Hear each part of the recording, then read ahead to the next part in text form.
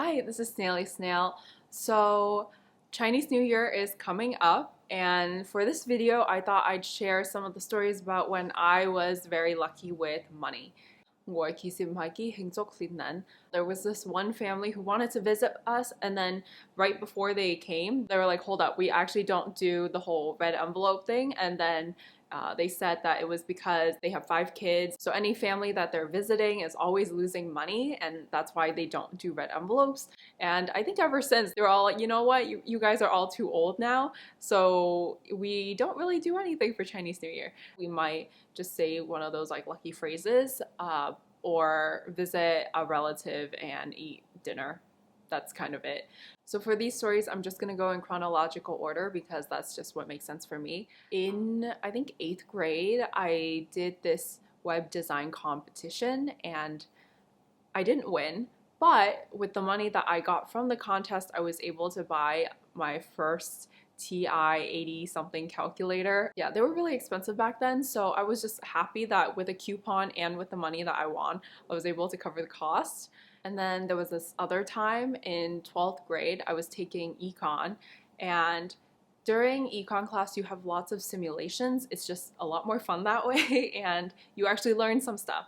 So this was, I think, the very first simulation. And so this is pretend money. At that time, we had just learned about specialization, which is basically saying that each person should focus on what they are good at. And so when you come together and trade, you're able to maximize welfare. So in these classes, they have these long tables and it's 3 to a table. So each person had corn, wheat, and something else. So you could either plant all those yourself and be sufficient, and so you just like stay sitting down, or you could stand up and trade and hope that you make it through winter. I was just like, okay, well, we just learned about trading, so they definitely want us to trade. Before we started trading, I noticed that the people on the left and the right of me had the other crops that I needed. So immediately I'm like, okay, hey, you give me 300 and you give me 300, I'll give you 300 each. And that was, I think, more than enough to survive for winter. But then I told them to stay standing up in case someone wanted to trade. And during the first round, someone actually came up to me and I let him set the price. He set it at something ridiculously low for himself. And I was like, hell yeah, I'm taking this. After the first round, the teacher went around the room and asked how everyone was doing. And I ended up having the most crops out of everyone else. Going forward for round 2 and 3, no one wanted to trade with me. No one traded with me besides the people on my left and my right.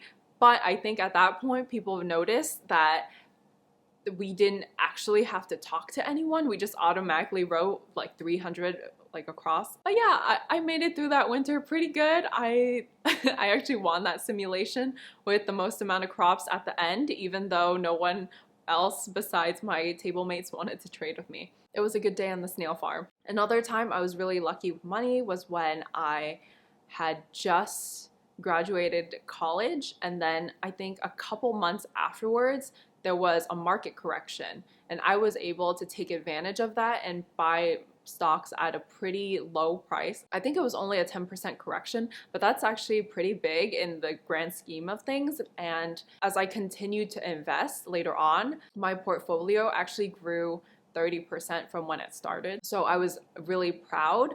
And then another moment that I had was last year. If you didn't know, the whale and I, we were looking for a home. We were kind of just like, let's just start looking because we have enough saved up, and we had no idea what we were getting ourselves into. So we're just like, okay, let's just start looking at homes so we know what to expect.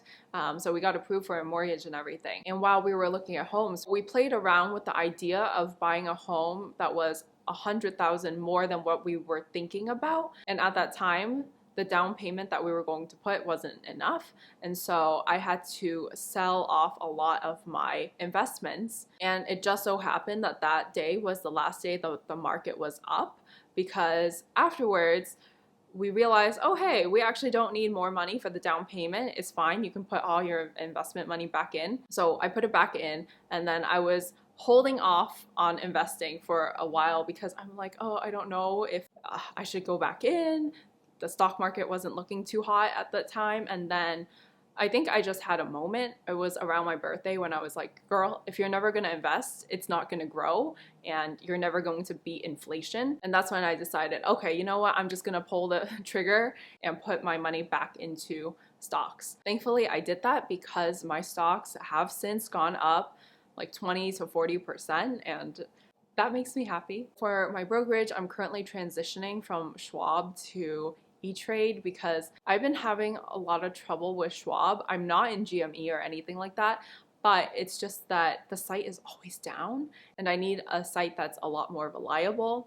E-Trade was a little bit suspicious though when I first signed up. They were like, what are you trying to do with your investment account? We ended up buying our current home for a lot less because it was during COVID, so they had knocked down the price. I'm glad everything worked out because our home ended up being significantly less than what it would have been if we had bought it, say, in May, June, or July. I think those are usually the prime times that people buy homes, and they really jack up the prices. And the last story that I'm going to share, it's kind of random. I live near a 7-Eleven and I was coming back home with my hot Cheetos. I was so excited. And then I just hear this rustling coming towards me and I was just like, what's going on? And I found a bundle of cash. It was only $13, but you better believe I went back to 7-Eleven and bought myself some more hot Cheetos. Yeah, that was a great day. All right, that's all I have. Thank you so much for hanging out with me. If you have any stories that you want to share about some times that you were lucky with money, feel free to share them with me down below in the comment section, and I will see you next week. Bye!